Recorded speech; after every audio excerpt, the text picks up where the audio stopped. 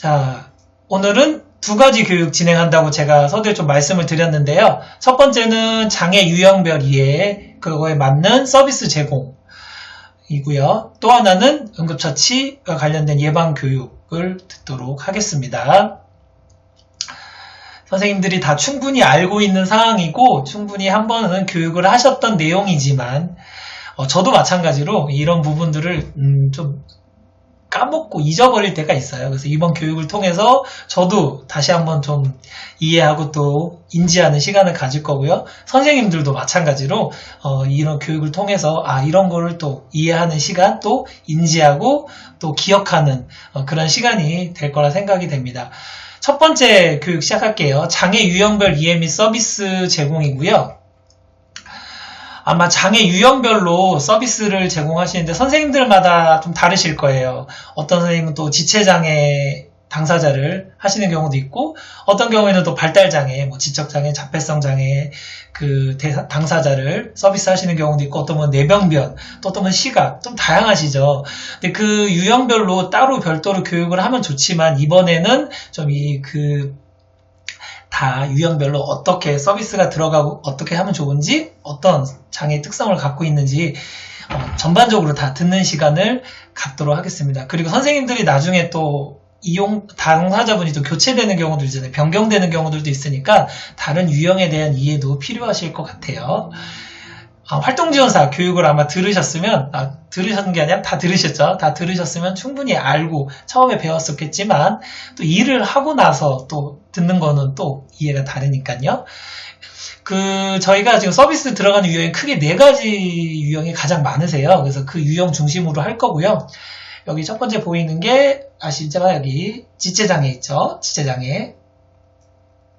이게 지체장애가 있고, 그리고 저희 뇌병변장애, 그리고 발달, 이제 지적장애나 자폐성장애, 시각장애, 이렇게 4가지 유형으로 한번 살펴보도록 하겠습니다. 먼저 지체장애고요. 지체장애를 볼게요. 지체장애 좀 어떻게 정의하고 있는지를 좀 볼게요. 좀 말이 어려울 수도 있는데 최대한 쉽게 설명을 해보도록 하겠습니다. 사실 이 전체적인 신체적인 전체적인 것과 이 몸통에 움직이는 운동하는 기능이라고 하는데, 그런 게 장애가 있는 거를 지체장애라 정의하고 있고요. 저희가 갖고 있는 15가지 장애 유형 중에 가장 다양한 유형과 종류를 가지고 있어요. 그리고 장애 유형 중에서 가장 높은 비중이 바로 지체장애입니다. 그리고 대부분 활동지원 서비스를 받으시는 분들은 좀 장애 정도가 심한 지체장애인 분들이 좀 많으시죠. 그래서 그 중에 심한 지체장애 대표적인 게 척수장애랑 근위축증 2가지가 있습니다. 이렇게 정의하고 있다는 거 알고 계시지만 한 번 더 말씀드렸고요. 원인 특성은 이게 좀 간단히 넘어갈게요. 이거는 이게 척수장애는 이 척수 신경이 이제 굴곡 압박 손상이 돼서 이제 신체적인 기능이 좀 상실되는 거를 말하고요. 근위축증, 근위영양증이라 해서 이거는 유전적인 그런 부분입니다. 그래서 특히 척수장애 같은 경우에는 이제 경추, 흉추, 요추라고 해서 어디 부분이 마비된냐에 따라서 이렇게 하지마비일 수도 있고요. 또 전체적인 마비가 오실 수도 있고, 그래서 크게 완전한 장애와 또 불완전 장애가 있다고 하고요. 이 근위축증, 근위영양증 같은 경우에는 이 움직이는 거는 마비되지만 이 감각이 손상되지 않기 때문에 이게 좀 민감하게 반응하시는 경우들이 있어요. 그래서 이런 자세를 변경하고 이 체위를 변경할 때 좀 많이 민감해 하시기 때문에 이런 고통스러운 부분들이 있어서 좀 선생님들이 좀 많이 힘들어 하시기도 하죠. 그래서 그런 부분들이 특성이 있다는 거를 알고 계시면 좋을 것 같아요. 이 지체장애에 대한 지원 방법을 한 5가지 정도 말씀을 드릴 텐데요. 다 기본적인 상식으로 알고 계신 내용입니다. 그럼에도 한번 인지하는 시간으로 제가 설명을 좀 드릴게요. 이 사람이 적응 능력이 있다는 거를 이해를 해야 되고요. 그리고 이 지체장애인분들은 이제 장애와 좌절과 이 고뇌 이런 것들은 당연한 것으로 좀 선생님들이 이해를 해주셔야 돼요. 왜냐하면 요즘에는 이 중도장애가 상당히 많으세요. 그러기 때문에 그런 부분들에 대한 장애 당사자분들에게 좀 많이 좀 괴로워하시기도 하고 좀 예민하시기도 하고 그런 게 좀 많으시죠. 그렇기 때문에 이걸 인내를 가지고 좀 선생님들이 지지하는 또 그런 중요한 또 역할을 하고 계시고, 그런 부분을 좀 부탁을 좀 드릴게요. 그리고 특히 이제 지체장애에 계신 분들, 특히 이제 와상장애 같은 경우는 많이 누워 계시잖아요. 그 자세를 이렇게 방벽하시기 어려우시기 때문에 이 욕창이 되게 굉장히 중요해요. 그래서 욕창 예방이 필수적이다라는 거를 좀 명심해 주시고요. 좀 이따가 응급처치 예방의 여러 가지 유형을 볼 텐데 거기에 욕창 얘기를 좀 한번 다시 드릴게요. 이 욕창이 잘못되면 이 사망 가능성도 있고요. 굉장히 위험합니다. 그리고 이게 한번 생기면 굉장히 장시간의 치료가 필요하기 때문에 그 생기는 것 자체를 예방하는 게 너무나도 중요해요. 생기면 너무 이 치료 시간이 상당히 오래 걸리고 서비스를 제공하는 그 선생님 또 보호자분들, 이게 너무 서로가 너무 힘들기 때문에 이 욕창 예방이 필수적이라는 거 명심해 주시고요. 그 네 번째는 이 용변 지원이 필요하신 경우가 대부분이죠. 예, 그래서 그거를 잘 알고 계셔야 될 것 같고, 이 아무래도 이 용변, 이 대소변 지원을 하다 보니까 이 지원을 좀 적절하게 해주시는 거 잘 하고 계실 겁니다. 근데 이제 이게 지체장애인분들 충분히 이게 인지적인 측면은 가능하시기 때문에 이게 단지 이제 표현이나 이런 게 조금 안 되시겠죠? 근데 이제 수치심이나 이제 불편을 좀 가지지 않도록 선생님이 적절하게 지원해 주시는 부분. 그리고 이 장애로 인한 이 피로도가 저희랑 좀 많이 다르세요. 그래서 쉽게 피곤도 하시고, 또 이 여름에는 더위, 이 겨울에는 이 추위도 약하시기 때문에 이런 계절에 민감하다는 거 알고 계시지만 또 말씀을 드렸습니다. 유의사항이 좀 있어요. 크게 두 가지인데, 이 척수장애 특히 가지신 분은 이제 배뇨 관리 부분이 있어요.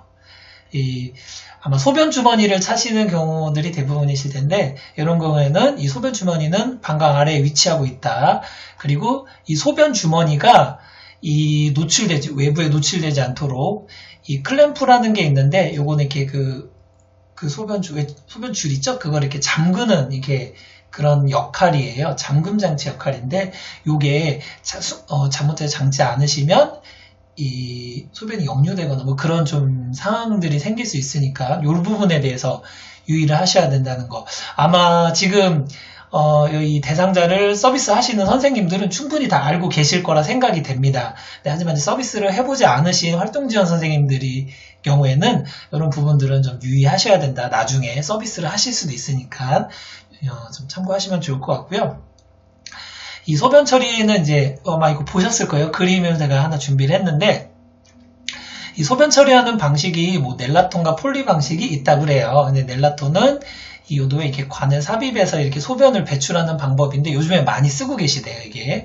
그리고 이 왼쪽에 있는 이 그림이 폴리예요. 그래서 유치도뇨라고 하는데, 이거는 이제 소변 나오는 거기에 이제 관을 삽입을 해서 그 관이 고정이 되어 있는 거라고 그래요. 당연히 이런 소독이나 이런 거 되게 중요하죠. 근데 이건 사실 저희가 할 수 있는 건 아닌데, 이런 종류가 있다 정도 아시면 될 것 같고요. 그래서 여기 있는 이 소변 주머니 위치 어딘지 아시죠? 지금 여기 아래에 있는 거 보이실 거고요.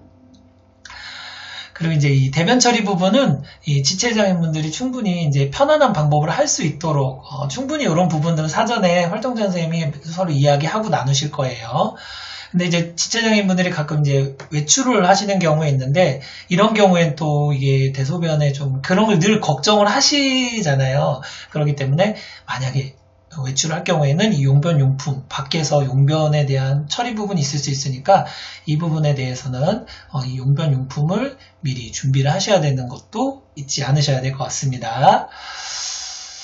또 유의사항이 있어요. 요 체위 변경, 이게 아무래도 자세를 변경하기가 어려우시죠. 그래서 저희 활동지원 선생님들이 이제 서비스를 제공하실 때 제공하시는데, 이건 사실 정답은 없어요. 정답은 없는데, 이제 일반적인 방법을 좀 설명을 드리면, 이용자의 의견을 물어서 원하는 가장 편안한 자세가 있을 거예요. 그 편안한 자세로 해주시면 되고, 여기서 중요한 건 그 당사자, 이용자분의 서서, 그러니까 오른쪽이든 왼쪽이든 이제 보이는 쪽에 서서 이 움직이는 거를 알게 하는 거.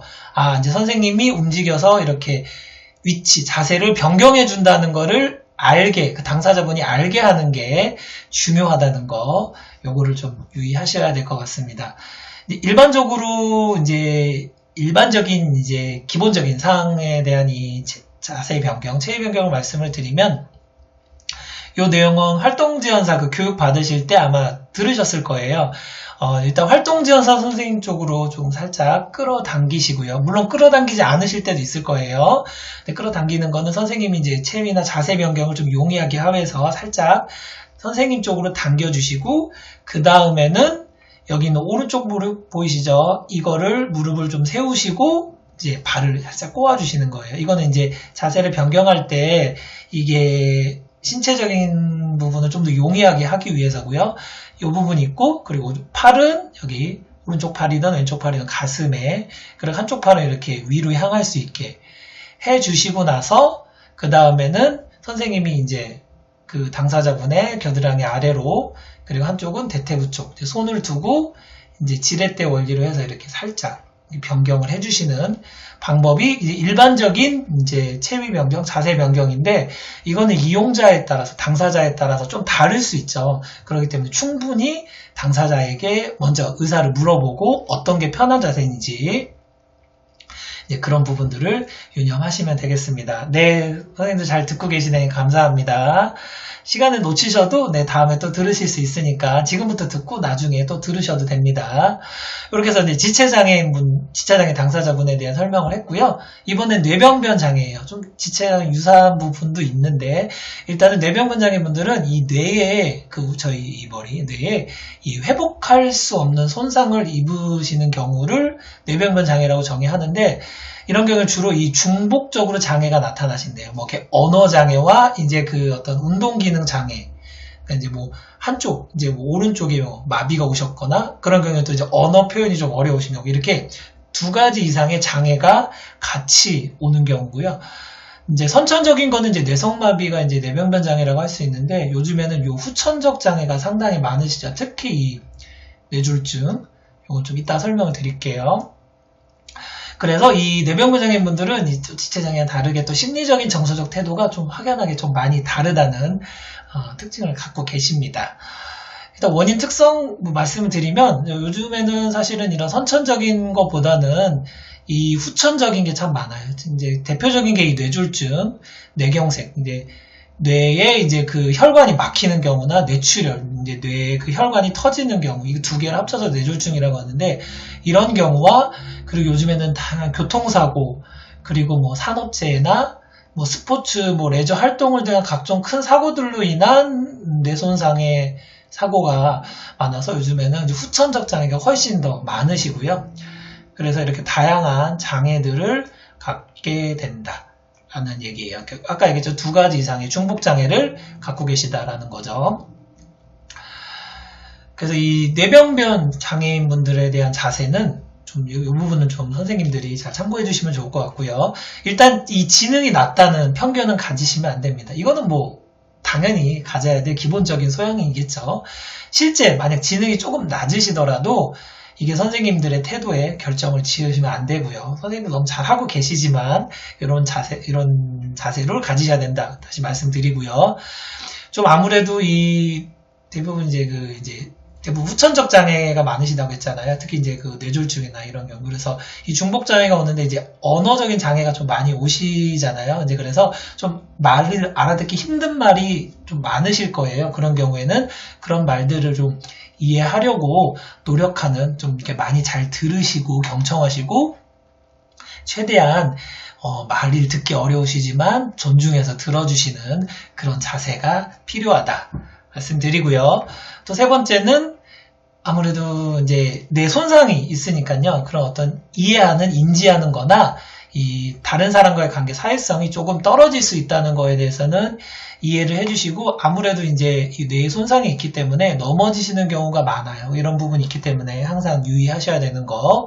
그리고 이제 대부분 아까 뇌병변 장애인분들이 후천적 장애가 많으시다고 했죠. 그래서 이 재활 훈련이 굉장히 중요해요. 그래서 이런 것들, 이런 대부분 뇌병변장애 후천적 장애이다 보니까 이제 좌절하시고 이제 그런 의욕이 없으시기 때문에 이런 부분들도 이렇게 훈련을 통해서 조금은 기능적인 거로 회복하실 수 있도록 그런 의욕을 갖도록 선생님들이 응원도 해주시고 격려도 해주시고 그런 노력들도 사실 필요합니다. 그래서 선생님들이 되게 중요한 역할을 하고 계신 거예요. 그렇죠?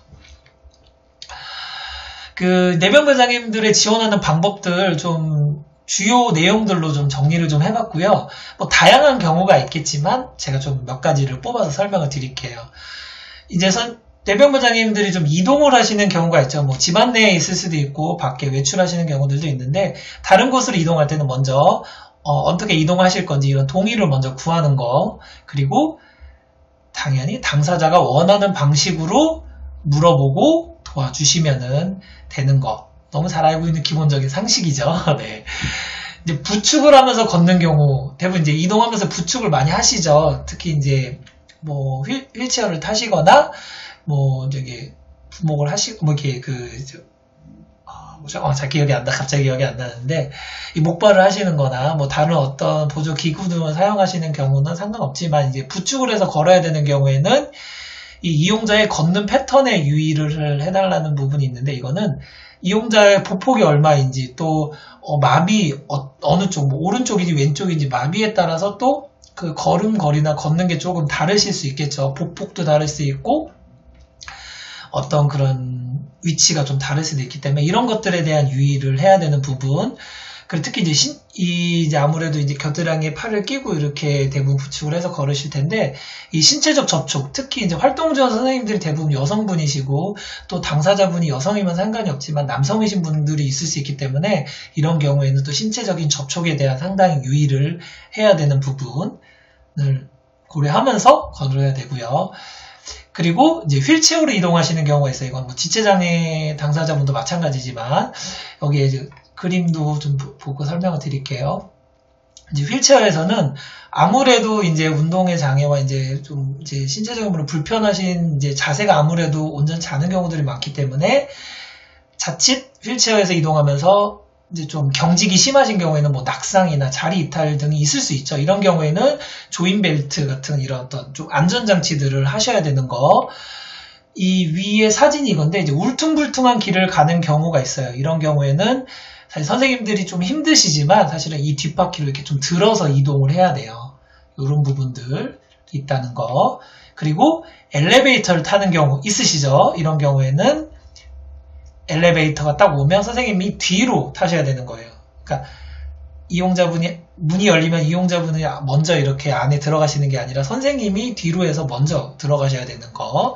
이게 원래 기본적인 자세인데 또 엘리베이터의 상황에 따라서는 이렇게 앞으로 들어가시는 경우도 있지만 일반적인 경우에는 뒤로 들어가셔야 된다라는 부분입니다. 영상이 있는데요. 이 부분은 조금 시간이 걸릴 것 같아서 이건 좀 일단 한번 보실까요? 하나만 좀 살짝 그러면 볼게요.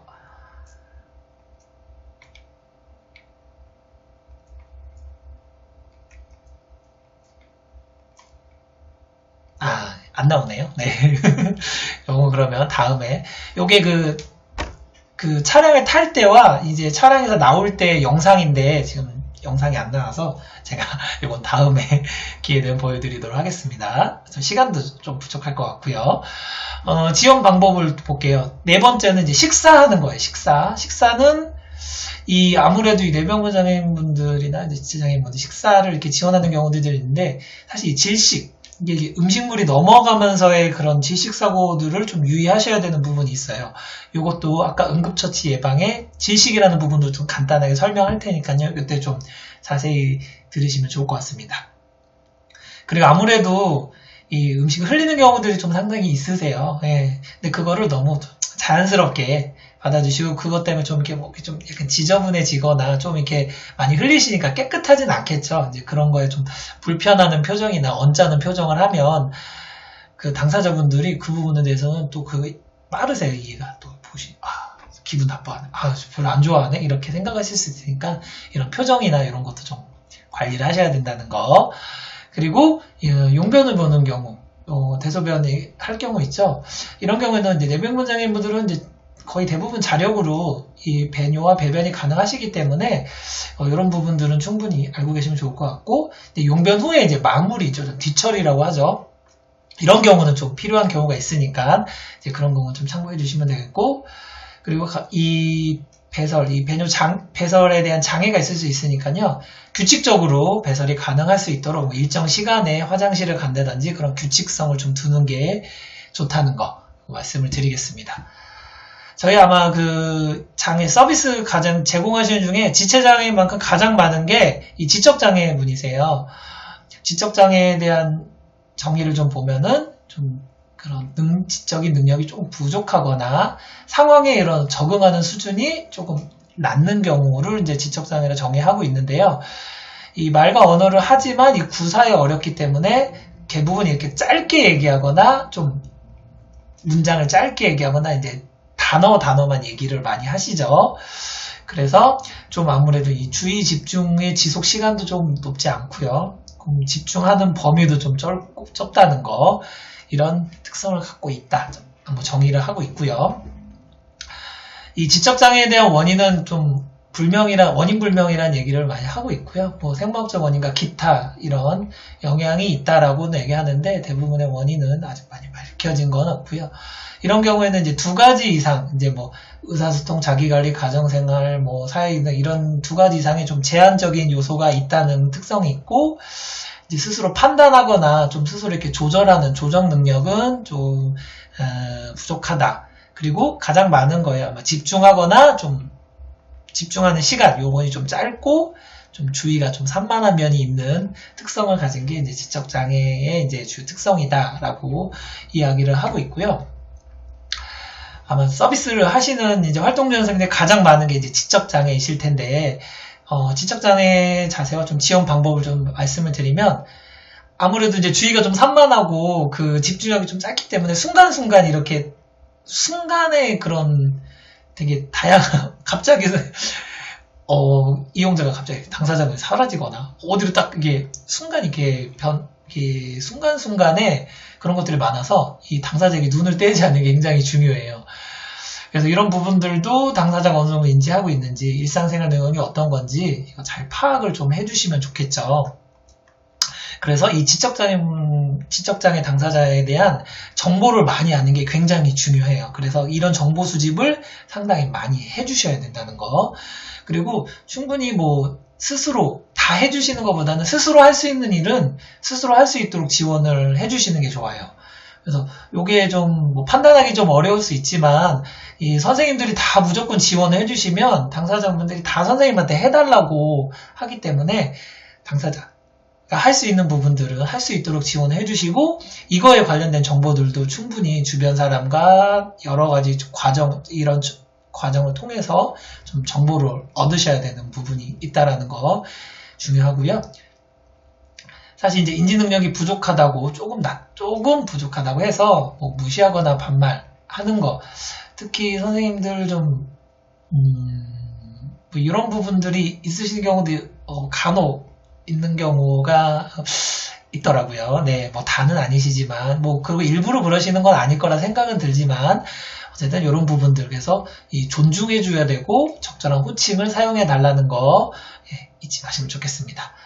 아까 제가 첫 번째, 두 번째 얘기하면서 이거 얘기했죠. 이 지원을 위한 정확한 사전 확인, 이게 관련된 정보들을 많이 알아야 된다는 거예요. 그래서 당사자를 통해서 아는 것도 있지만 가족, 보호자, 그리고 주변 사람, 이거는 뭐 학교를 다닌다면 학교에서 또 어느 여러 군데에 뭐 치료를 한다거나, 예를 들어 복지관을 이용한다거나, 어떤 여러 가지 이제 시설들을 이용해서 이 주변의 사람들이 이 당사자에 대한 정보를 알고 있다라고 하면 이런 다양한 그 정보를 습득할 수 있는, 얻을 수 있는 곳에서 많은 것들을 얻으셔야 이 지원을 하는데 굉장히 도움을 많이 받으실 수 있어요. 그래서 그런 돌발 사항들이 사실은 의도치 않게 많이 생기기 때문에 그런 상황에 따라서 이제 슬기로운 대처들이 좀 용이하고 가능해요. 이거는 선생님들을 위해서도 있고, 이용자, 장애인 당사자분을 위해서도, 그리고 보호자를 위해서도 정말 좋은 부분이니까 이런 정확한 사전에 확인할 수 있는 정보들을 꼭 확인을 해달라 말씀을 드릴게요.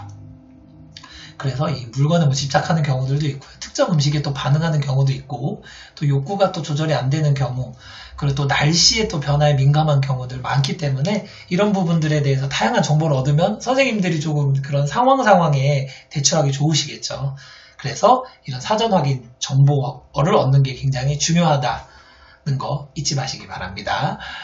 이제 의사소통할 때 이제 고려해야 될 점이 있어요. 아무래도 이제 지적장애분들은 이제 인지 능력이나 이런 부분들이 조금 부족하다 보니까 여기 이렇게 5가지 이렇게 나와 있는데 다시 볼게요. 처음은 어느 정도 이제 얘기를 하고 이해했는지 이제 그런 수준을 판단을 좀 할 필요가 있고요.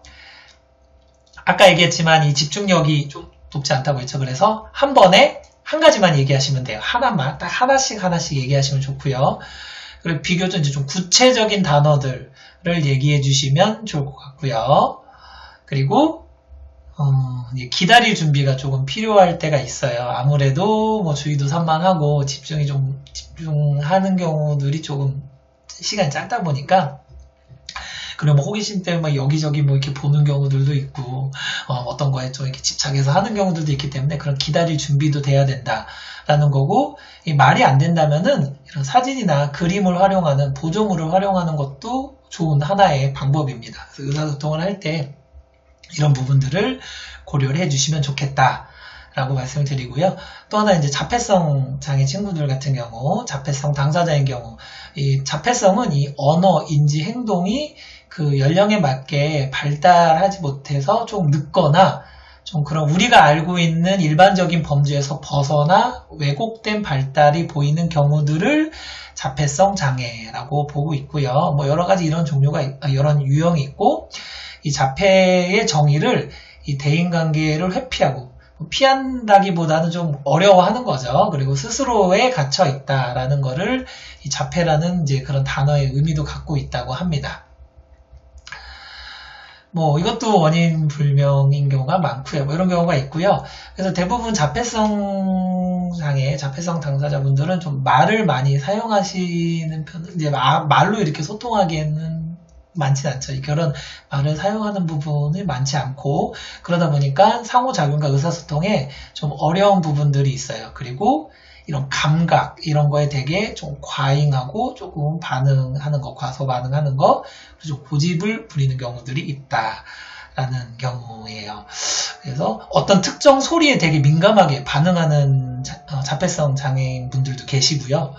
어떤 자기가 원하는 거에 되게 고집을 부리는 경우들도 있고, 그래서 제가 하는 경험은 어떤 싫어요라는 말을 너무 싫어하는, 그러니까 그거에 좀 민감하게 반응하는 자폐성 장애인 당사자가 있었어요. 그래서 그런 부분들을 좀 주의해 달라라고 보호자분에게 사전에 얘기를 들어서 그런 이야기를 듣고 나서는 이제 그런 싫어요라는 그런 표현을 안 썼던 그런 경우들도 있었어요. 그래서 이런 걸 좀 그런 것들을 정보를 알면 좀 저희가 서비스 하는데 도움이 많이 되시겠죠. 자세히 제어 방법, 지적장애는 좀 유사한 부분들이 있어요. 아까도 말했지만 대인관계나 의사소통이 어렵기 때문에 이 활동지원 선생님들이 그 이용자하고 이 관계 형성을 잘 하는 게 너무 중요해요. 그래서 이런 당사자의 특성을 좀 잘 아는 필요가 있죠. 그래서 이런 대화, 이게 그 말하는 언어적인 것보다는 어떤 다양한 비언어적인 거, 뭐 표정이나 어떤 제스처, 어떤 몸짓, 이런 뭐 스킨십도 될 수 있겠죠. 그런 것들을 좀 선호하고 좋아하는 이제 그런 것들에 대해 알아보고 이제 그런 특성을 조금 알아낼 필요가 있죠. 이러려면은 아까 지적장애 그 정보를 많이 알아야 된다고 했었죠. 그런 특성들을 알아내서 특성들을 알기 위해서 다양한 정보들을 미리 좀 알 필요가 있다라는 거, 이것도 자폐성 장애인 당사자에게 서비스를 제공하는 지원하는 데도 중요한 방법이고요. 그 개별적인 특성이 되게 다양하고 이 특성이 좀 뚜렷하다 보니까 그런 것들을 빨리 파악하시는 게 중요해요. 그래야지 서비스 제공하는데 원활한 지원이 필요한 부분이라는 거. 그래서 지적장애나 자폐성 장애 친구 같은 경우에는, 특히 자폐성 같은 경우에는 이제 활동지원 선생님하고 이제 조금 처음에는 좀 좀 이렇게 서로가 이렇게 호흡을 맞춰가는 과정들이 좀 있더라고요. 그래서 처음에 좀 그런 갈등도 생기고 하는데 그러기 위해서는 이런 특성들을 빨리 알아야 서비스 제공이 원활하겠죠. 세 번째는 이제 개인 차이가 너무 매우 커요. 그렇기 때문에 이런 관찰과 서로 이해하는 게 필요하고 그런 과정들이 좀 더 시간적인 게 좀 지원사 선생님과 당사자하고 좀 그런 시간들이 더 필요하다는 거. 그래서 이런 특히 자극, 시각, 청각, 피부 접촉 등에 대해서도 이해를 할 필요가 있어요. 어떤 자폐성 장애인들은 피부 접촉에 되게 민감한 경우도 있고 또 이런 경우를 또 되게 좋아해서 선호하는 경우도 있고 하기 때문에 그런 특성에 대한 욕구에 대한 이해가 필요하다는 거, 그러면 그런 정보를 또 많이 아셔야겠죠. 주변에 그런 관계된 사람들, 보호자를 통해서든. 그리고 이 문제 중심보다는 강점 중심으로 해야 되는데 이게 뭐냐면 아까 제가 얘기했던 그 자폐성 장애 특성하고 좀 유사하다고 보시면 돼요. 이게 뭐 이런 걸 하지 마세요, 뭐 이거 하지 마요 이렇게 좀 이렇게 부정적인 단어들이 대부분 문제 중심의 거거든요. 그러니까 그런 거보다는 좀 잘하는 거, 잘했어요, 뭐 이제 좀 이런 그런 긍정적인 부분을 사용하는 게 강점 중심이라고 할 수 있거든요. 이제 그런 부분들을 조금 더 많이 사용을 하고 좀 활용을 하시면 서비스를 하고 하는데 좀 더 도움이 많이 된다라는 부분을 말씀을 드렸고요.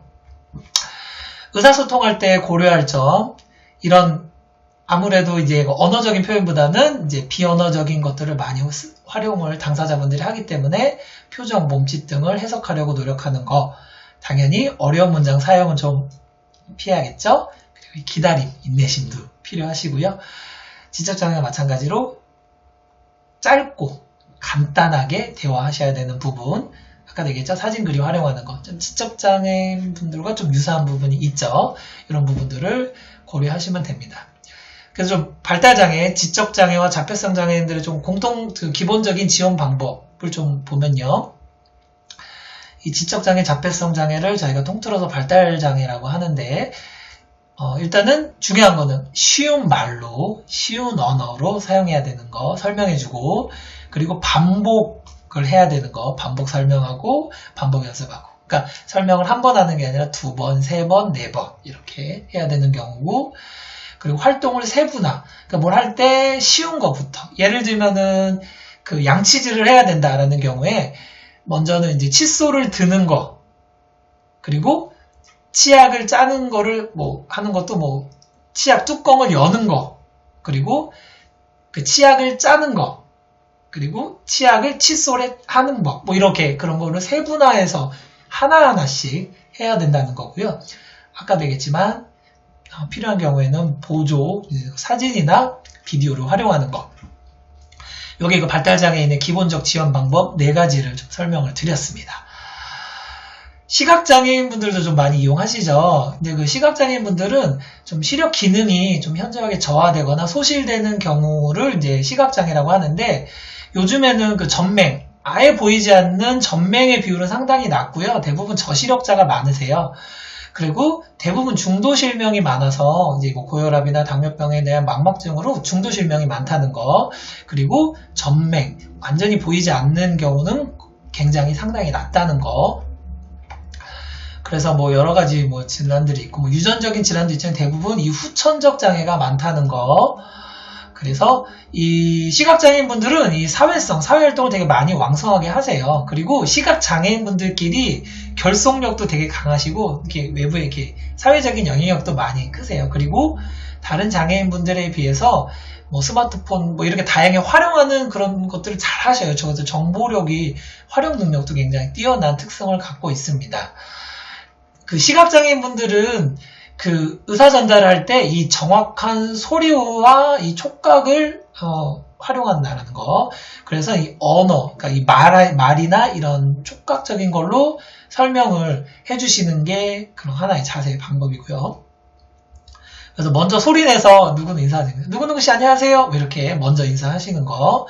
그리고 이 단어, 이 그 말 선택을 잘 하셔야 돼요. 옛날에 그 불쾌감을 주는 단어들이 또 시각장애인들이 많았어요. 봉산이 장님이라든지. 그렇기 때문에 그런 용어 사용을 좀 잘 하셔야 되는 거 있고요. 그리고 이 나이에 상관없는 이 장애력, 장애 기간이 중요해요. 그래서 이 특히 이제 후천적 장애가 많다고 했잖아요. 그래서 이게 연령에 상관없이 뭐 10대 이 시각장애가 오시는 경우도 있고 뭐 40대 시각장애가 오시는 경우도 있기 때문에 이 시각장애가 오면 그러니까 앞이 우리가 생각하면 갑자기 눈이 안 보인다면 엄청나게 두려움이 생기잖아요. 갑자기 안 보인다고 생각해보세요. 눈을 딱 감고 제가 어디로 가고 무엇을 한다고 생각하면 저도 되게 끔찍하거든요. 이제 그런 게 때문에 그런 자립성이 굉장히 떨어져요. 그래서 굉장히 많은 좌절과 절망을 하기 때문에 이 나이에 상관없는 장애의 기간이 중요하다는 거. 당연히 시각장애가 아직 오신 지 얼마 안 되신 분들은 굉장히 큰 좌절과 절망을 하시겠죠. 그러니까 그거에 맞게 서비스를 제공하시고 그런 자세를 가져야 된다는 거. 그리고 시각장애분들은 기본적으로 독립보행에 대해서 다 알고 있고 잘 교육을 많이 받으세요. 이 케인 흰지팡이라고 하는 거고, 그리고 안내견 뭐 아시죠? 뭐 이렇게 안내견을 통해서 뭐 이렇게 안내를 한다는 거. 이제 그런 독립보행에 대해서도 알고 있어야 되는 부분이 있고요. 이 시각장애인분들 지원 방법 몇 가지 더 설명을 드릴게요. 이 보행할 때는 가장 중요한 거는 여쭤보는 거예요.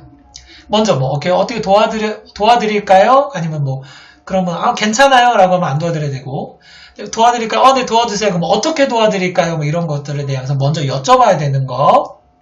그리고 이렇게 보행을 할 때는 그러니까 선생님 팔꿈치 위에 이렇게 잡게 하고 선생님이 좀 반보 앞서서 당사자분이 조금 뒤편에 서고 반보 앞서서 가는 거고, 이제 만약에 이제 혼자 기다려야 되는 상황이 생기는 경우에는 이제 이동을 하다가 그럴 수 있죠. 그런 경우에는 안전한 벽이나 기둥에 이제 좀 가까이 위치하게 하고, 제가 이러이런 이유 때문에 이제 부재를 하고 잠깐 다녀올게요. 뭐 이렇게 조금 설명을 해주시면 좋을 것 같고요. 그리고 외출을 하는 경우 볼게요. 외출할 때에는 대부분 이제 가시는 곳이지만 좀 처음 가시거나 좀 초행길인 경우에는 가는 위치를 좀 정확하게 아는지 이거를 확인을 좀 할 필요가 있고요. 초행길이다 하면은 현재 위치, 뭐 가면서 뭐 여기에는 저기 큰 상가가 있고요. 뭐 왼쪽에는 뭐 어떤 게 있고요. 라고 이렇게 위치를 알려주거나 이런 중간중간에 알려주는 경우가 중요해요. 그래서 이런 경우에는 이런 수치로 알려주면 돼. 이런 거는 이제 다리 보폭으로 알려주시면 돼요. 뭐 5걸음 뒤에는 어떤 뭐 주유소가 있고요. 뭐 거기서 주유소 지나가고 있어요. 그리고 뭐 여기서 한 10걸음만 더 걸어가면 횡단보도가 있어요. 라고 이렇게 중간중간에 알려주시면 될 것 같아요. 그리고 세 번째는 위치를 파악하는 부분인데, 요거는 어떤 위치를 알 때 뭔가 설명을 해야 되는 경우가 있잖아요. 이럴 때는 당사자 중심으로 설명을 해주셔야 되고, 가까운 곳부터 설명을 하되, 시계 방향, 그리고 아까 얘기한 거리는 걸음 짐작으로 뭐 2걸음 앞에, 뭐 3걸음 앞에, 5걸음 앞에 이런 게 있습니다. 라고 설명을 해주시면 되고요. 그리고 이제 대중교통을 이용하시는 경우, 이거 많진 않지만 대중교통을 이용할 경우에는 먼저 선생님이 타시고 나서 그리고 당사자분이 탑승을 하실 수 있도록 도와주면 되고, 에스컬레이터는 이용을 안 하시는 거를 좀 말씀을 드릴게요. 이게 좀 위험성이 높다 보니까. 그리고 집안에서 주로 많이 활동을 하시죠. 중요한 거 2가지만 말씀을 드리면, 이 문 말씀드릴게요. 이 문은 완전히 열어놓으시거나 완전히 닫아놓으시면 돼요. 둘 중에 딱 하나예요. 이렇게 어설프게 반만 열어놨거나 이런 경우에는 이 당사자분이 좀 사고 위험이 있기 때문에 문을 완전히 열어놓거나 문을 완전히 닫아놓으셔야 된다는 거. 그리고 서비스가 끝나고 뒷정리 하실 때는 아무래도 이런 가스레인지, 위험한 물건들은 조심해야겠죠. 가스레인지는 점검해 주시고, 위험한 물건은 위치를 확인해 주시고 설명도 해 주실 필요도 있겠고, 귀가할 경우에는 이 전등을 킬지 끌지도 그런 확인을 좀 해 주셔야 될 것 같아요. 청소 요청하신 경우도 있는데, 이제 뭐 당사자분이 하시는 경우에는 이제 확인할 수 있는 부분은 좀 살펴주면서 이제 청소를 이제 하실 수 있도록 하고, 청소 도구는 있는 그 자리에, 그리고 좀 청소에 좀 시각장애인분들 까다롭게 좀 하시는 인식도 있어요. 이거는 왜냐하면 보이지 않으니까 이게 손으로 다 이렇게 체크를 하시거든요. 그렇기 때문에 그럴 수도 있다는 거 좀 이해를 해주시면 좋을 것 같아요. 의자에 앉는 경우 있죠? 이건 또 이게 의자에 등받이가 있냐 없냐 그리고 앞에 탁자가 있냐 없냐 경우들도 있는데 탁자가 있으면 탁자를 한쪽에 이렇게 한 손은 탁자에 한 손은 의자에 하고 앉게 하는 경우 만약에 탁자가 없는 경우에는 한 손에는 등받이를 이렇게 하고 한 손은 팔걸이나 이렇게 의자에 앉는데 이렇게 팔을 대고 앉으실 수 있도록 하고 등받이가 없는 의자인 경우에는 등받이가 없는 의자입니다 라고 안내를 해주셔야 되는 거 시각장애인 분들에게 이렇게 지원 방법이 있어요. 네 가지를 좀 간략하게 말씀드리면 이 지체장애인 분들은 좀 인내와 좀 지지가 필요하고요. 수치심을 느끼지 않게 서비스를 제공해달라. 그리고 뇌병변장애인 분들은 이제 힘든 말을 좀 어렵게 하시죠. 그렇기 때문에 그런 걸 이해하고 노력하고 재활훈련 하실 수 있는 의욕을 가질 수 있도록 잘 독려하고 지지해달라 라는 부분이고요. 이 발달장애인 경우에는 아무래도 서비스 제공에 많은 정보를 얻으시는 게 좋고 가급적 쉬운 말을 해야 되는 부분, 반복 그리고 개인의 특성이 다양하기 때문에 그런 특성을 파악해야 되는 게 주요 서비스 제공했을 때 중요한 부분이고 시각장애 같은 경우에는 이 정확한 소리와 촉각 그리고 용어를 사용하는 데 있어서 주의해야 된다라는 걸로 설명을 드릴 수 있을 것 같아요. 이렇게 힘들게 이렇게 숨가쁘게 그 장애 유형별 이해를 하고 장애 유형별로 어떤지 그리고 그거에 대한 서비스 제공은 어떻게 하는지 말씀을 드렸고요. 이번에는 응급처치 예방 교육이에요. 요거는 이제 생활안전에 대한 것도 같이 유형별로 보면서 좀 설명을 드릴게요. 그래서 응급처치의 기본은 어떤지 그래서 생활안전에 대한 부분 그리고 응급상황별 처치는 어떻게 하셔야 되는지 그리고 제일 많이 해야 되는 이 심폐소생술과 이 자동 심장 충격기 그러니까 제가 심폐소생술을 자동으로 할 수 있는 기계가 있거든요. 그거에 대해서 보고 영상도 좀 있거든요. 그런 것도 같이 볼 수 있으면 보도록 하겠습니다. 이렇게 유형별로 제가 이렇게 막 8가지가 보이시죠? 여기 있는데 이 중에서 먼저 2가지만 볼 거예요. 생활적으로 우리 안전해야 되는 거 당연히 손위생과 욕창 부분 2가지만 볼게요. 일단 손위생, 올바른 손 씻기 이거 요즘에 코로나 때문에 너무 많이 강조하고 있죠. 그래서 손에 씻는 6가지의 6단계가 있는데 이거는 너무 잘 하고 계시니까 이렇게 손바닥을 마주대면서 이렇게 하셔야 되는 거고, 이렇게 손등도 하셔야 되고, 이렇게 깍지 끼면서도 하셔야 되고, 이렇게 엄지손가락 이렇게도 하셔야 되고, 이렇게 하셔야 되고, 마지막으로는 이렇게 손바닥에 이렇게 손등으로 이렇게 하셔야 되는, 이런 6가지 단계가 있는데 이건 잘하고 계시니까 넘어가도록 할게요. 아무튼 생활에서 기본적으로 예방하는 차원에서는 손 씻기 중요하고요. 욕창이 있어요. 아까 제가 지체장애 얘기할 때 욕창 관리 중요하다고 했죠. 이 욕창은 동일한 자세로 인해서 신체 특정 부위가 계속 압박을 받다 보니까 이 혈액순환, 혈액이 이렇게 잘 돌잖아요. 그런 것들이 장애가 생겨서 그런 피부나 피하 지방이나 근육이 손상으로 생기는 궤양을 욕창이라고 정의를 해요. 그래서 대부분 여기 이렇게 욕창이 잘 생기는 부위, 주로 누워 계시는 경우, 이게 자세에 따라 다를 수 있는데 대부분 이렇게 와상장애인 분들은 이런 부위에 많이 욕창이 생긴다라고 보여지고 있네요. 그래서 이 욕창 예방을 위해서 권장하는 거는 2시간에 한 번씩 자세를 변경하는 거를 권장하고 있어요. 근데 만약에 1단계 욕창이 생겼다라는 경우에는 30분 단위로 이런 자세나 체위를 변경해야 된다라고 얘기를 하고 있는데 이거보다 시간이 더 짧게 하면 훨씬 좋죠. 근데 하지만 선생님들이 많이 힘드시죠. 아무래도. 어쨌든 기본적으로 2시간에 1회 이상을 자세를 변경해야 된다라고 권장하고 있습니다. 이 욕창이 일어나기 쉬운 부위는 자주 확인을 좀 해주셔야 되고요. 만약에 욕창이 생겼는데 보니까 까맣게 욕창이 됐다라고 하면 이거는 바로 병원으로 가셔야 됩니다. 무조건 진료하셔야 되고요. 그래서 단계별로 이렇게 되어 있는데 이렇게 단계가 되면 이게 피부 조직까지 손상이 된다라는 거. 그래서 욕창은 정말로 관리를 잘 하셔야 된다는 거예요. 이렇게 그 생활에서의 관리 부분을 봤고요. 이 응급처치 상황별 6가지 볼게요. 출혈이 생기는 경우, 화상, 그리고 질식, 골절, 발작이 일어나는 경우도 있고, 실신하는 경우도 있죠. 이런 상황별에 따라서 좀 설명을 드릴게요. 이건 사실 어떤 경우에도 발생할 수 있기 때문에 선생님들이 이 부분을 이해하고 그거에 맞게 적절하게 대처를 하신다면 큰 이제 그런 위험 상황에서 슬기롭고 지혜롭게 잘 이겨낼 수 있을 것 같아요. 그리고 이용자의 안전에도 굉장히 중요한 부분이니까 잘 인지하시면 좋을 것 같아요. 저도 이제 준비하면서 또 새롭게 한 부분도 있었고, 또 이런 부분이 있으니까 더 유의해야 되겠다라는 생각도 들기도 했으니까요. 선생님들에게 더 도움이 많이 되실 것 같아요. 이렇게 출혈하는 경우 많으시죠? 첫 번째 중요한 게 지혈입니다. 그래서 지혈을 해야 되는데, 거즈나 깨끗한 손수건으로 출혈 부위를 압박하는 거가 중요하고요. 이 압박은 피가 멈출 때까지 해야 된다라는 이 출혈할 때는 지혈이 가장 중요해요. 그래서 이 직접 이렇게 보이시죠? 거즈나 손수건으로 여기 부위를 딱 압박하고 있고, 이제 이거가 이제 계속 되면 이렇게 붕대를 이렇게 해야 되는 경우에는 이렇게 붕대를 하는 경우도 있고요.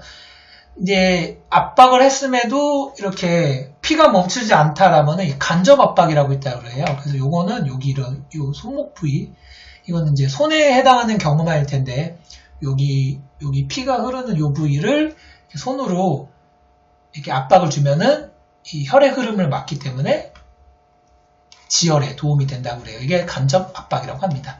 중요한 거는 지혈을 해야 되고 거즈와 손수건으로 출혈 부위를 압박한다라는 거. 아까 보였죠? 압박 붕대로 압박하는 건데, 만약에 이 압박 붕대로 압박하실 때 아까 그 출혈이 나서 이제 거즈를 대셨잖아요. 뭐 손수건이나 그걸 대실 때 그거를 이렇게 띄지 마시고 같이 압박을 하라고 그래요.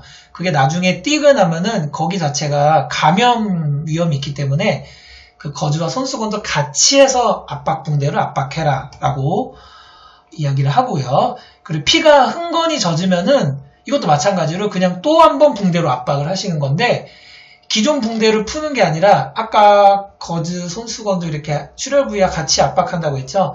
그 다음에 또 거기에 추가로 붕대를 압박을 해야 된다고 그래요. 이것도 마찬가지로 감염 이런 것들 때문에. 그럼에도 불구하고 피가 안 멈추면 바로 병원 가셔야죠. 이런 지혈을 해야 되는, 출혈이 생길 때 지혈 방법 봤고요. 두 번째는 화상입니다.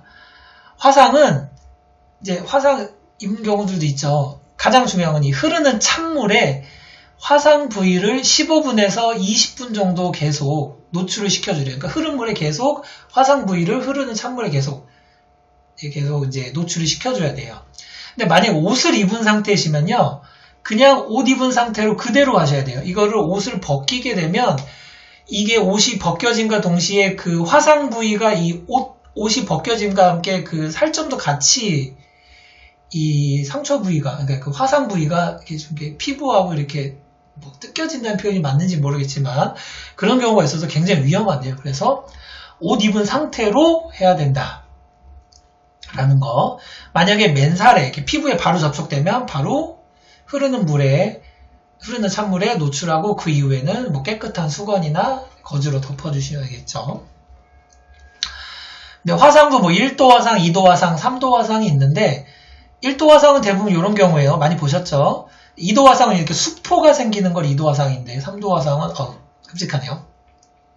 이 2도 화상일 때는 무조건 이 깨끗한 거즈나 수건으로 더 덮은 다음에 바로 병원으로 이동하시는 거를 말씀을 드릴게요. 1도 화상 같은 경우에는 이제 괜찮은데 2도 화상 이상의 경우에는 이렇게 처치를 하고 병원으로 이동하셔야 된다는 거. 근데 이 눈에 이렇게 화상을 입는 게 눈에 뭔가 이렇게 물질이 들어가나 이렇게 화상이 있을 수 있잖아요. 그런 경우에도 흐르는 찬물에 하는데, 만약에 왼쪽 눈이 다쳤다 그러면 왼쪽 눈이 아래로, 오른쪽 눈이 다쳤다 그러면 오른쪽 눈이 아래로 해야 된다고 그래요. 이렇게 되죠. 여기가 이렇게 다친 눈이 아래로 갈 수 있게 이렇게 찬물로 이렇게 해야 된다라는 거. 그리고 나서 눈을 이렇게 한 15분, 20분 정도 하고 나서는 바로 눈을 가리고 병원으로 이동하는 거를 말씀을 드립니다. 이 출혈하고 화상 이렇게 봤고요. 이 질식도 있어요. 이렇게 뭐 음식물이 이게 기도에 막히는 경우들이 있죠. 이런 경우에 가장 많이 얘기 들은 거 하임리히법이라고, 좀 말이 어려울 수도 있는데 하임리히법 있어요.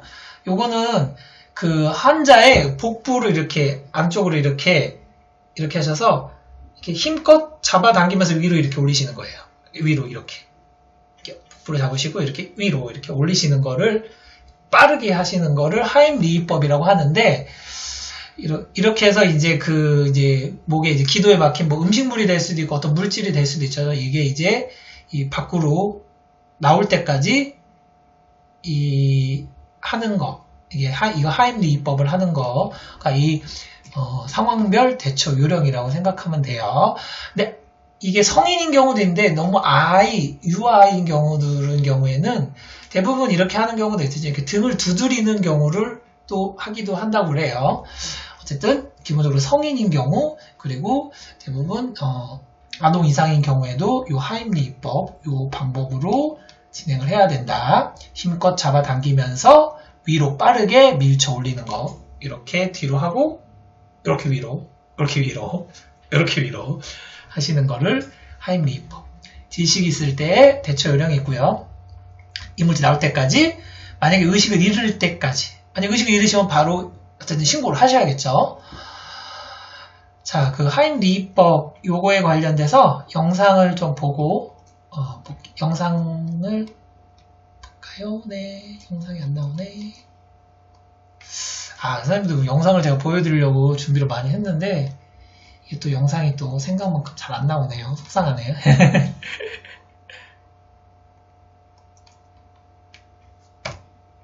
영상이 안 나오네요.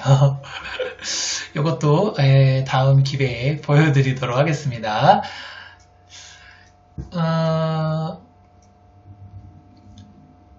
요거는 뭐냐면요. 이제 하임리히법을 해서 이제 음식물이 나왔거나 이제 그런 이제 회복하는 자세인데요. 이런 경우에는 몸을 앞쪽으로 해서 한쪽 팔은 바닥으로 대고요. 이렇게 팔을 이렇게 대고 다른 쪽 팔과 다리를 이제 구부린 상태로 옆으로 돌려 눕혀서 좀 회복을 할 수 있도록. 아무래도 이물질에서 기도가 막힌 상황에서 이제 아무래도 조금 놀라셨겠죠. 그러게 좀 이렇게 지식이 돼서 이렇게 좀 숨쉬기 곤란한 상황이었고, 그래서 이제 좀 잠시 회복할 수 있는 가장 기본적인 자세를 좀 설명을 드렸습니다.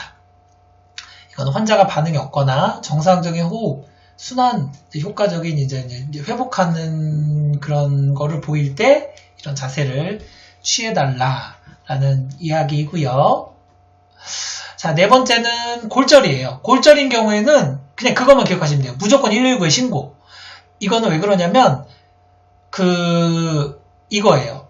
이 조금이나마 움직이게 되거나 이렇게 터치를 하게 되면 골절, 그러니까 다른데 골절이 생기는 경우가 굉장히 높대요. 그렇기 때문에 그 이후에 2차 골절이 생길 수 있기 때문에 무조건 골절 상황이 생기면 환자를 있는 그대로, 위험한 장소라면 불가피하게 이동을 해야 되는 경우도 있겠지만 그러지 않은 경우에서는 무조건 골절이 일어난 경우에는 신고, 그리고 환자는 있는 그대로 둬야 된다는 거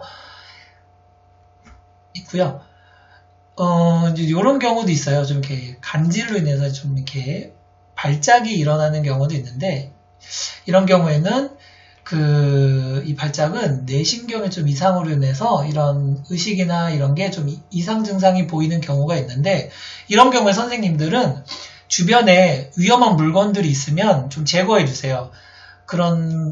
이런 이상 행동들로 인해서 뒤에 머리 뒤편에 어떤 물체들이 있거나 그러면 위험해지는 상황이니까, 그런 주변에 위험 물건들은 제거해 주시고, 고개를 이제 좀 옆으로 이렇게 돌리게 해서, 만약에 안에 내용물이 이제 구토를 하시는 경우도 있으니까 그런 거를 배출할 수 있도록 하고 이제 기도를 유지해 주는 거.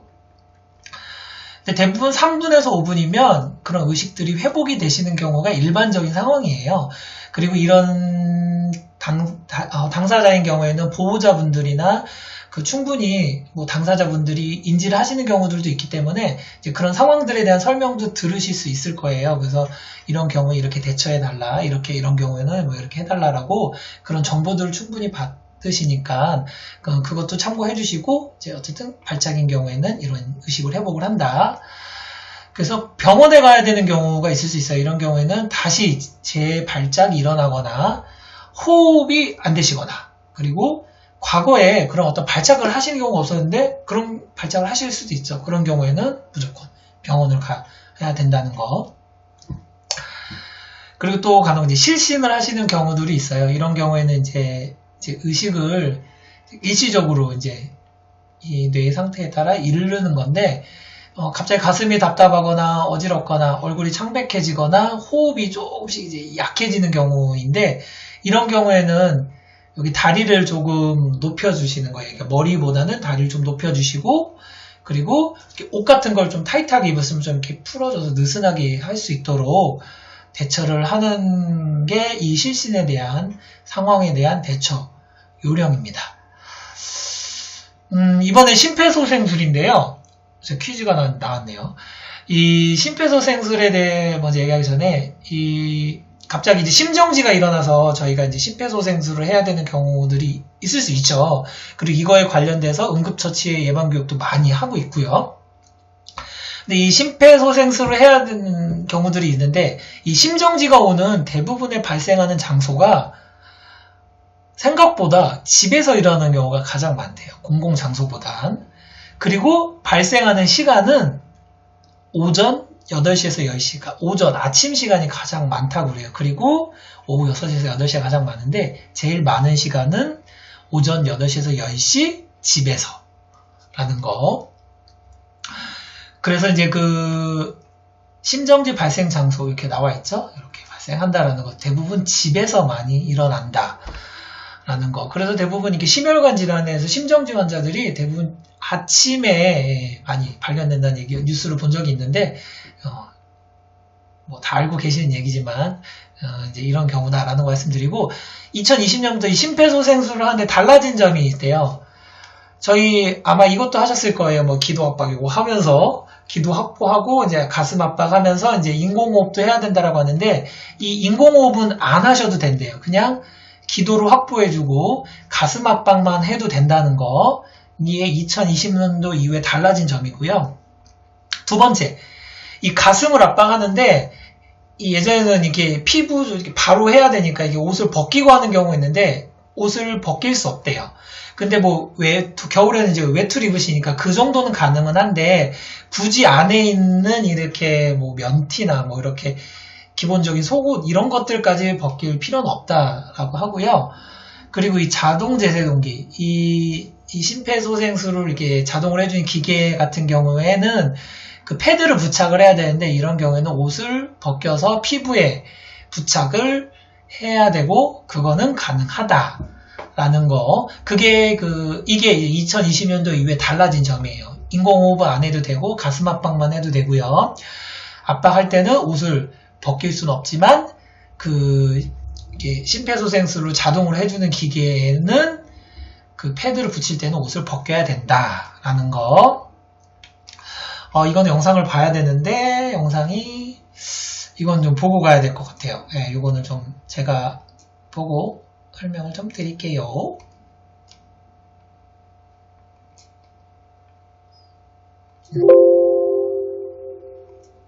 요거는 좀 봐야 돼서 보고 갈게요.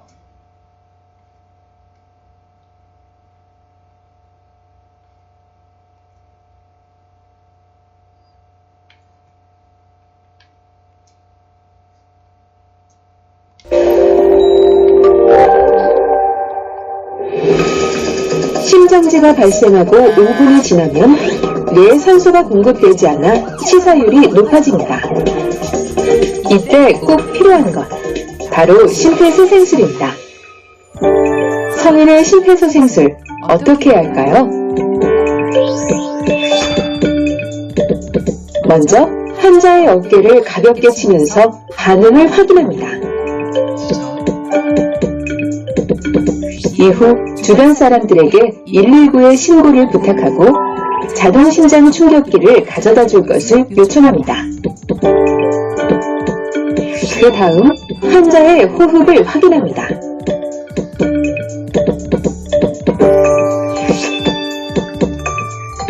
가슴 압박은 가슴 중앙인 가슴뼈 부위의 양쪽을 깍지 낀 상태로 손바닥 아래 부위만을 접촉시킵니다. 그리고 체중을 실어서 분당 100에서 120회를 약 5cm 깊이로 강하고 빠르게 눌러줍니다. 5cm. 시술자의 어깨는 환자의 가슴뼈와 맞닿는 부위와 반드시 수직이 되도록 합니다.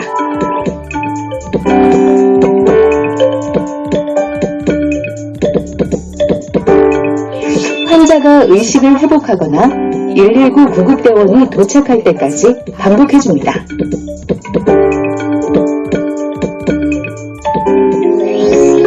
첫째, 환자의 반응을 확인하고 119의 신고와 자동심장 충격기를 요청합니다.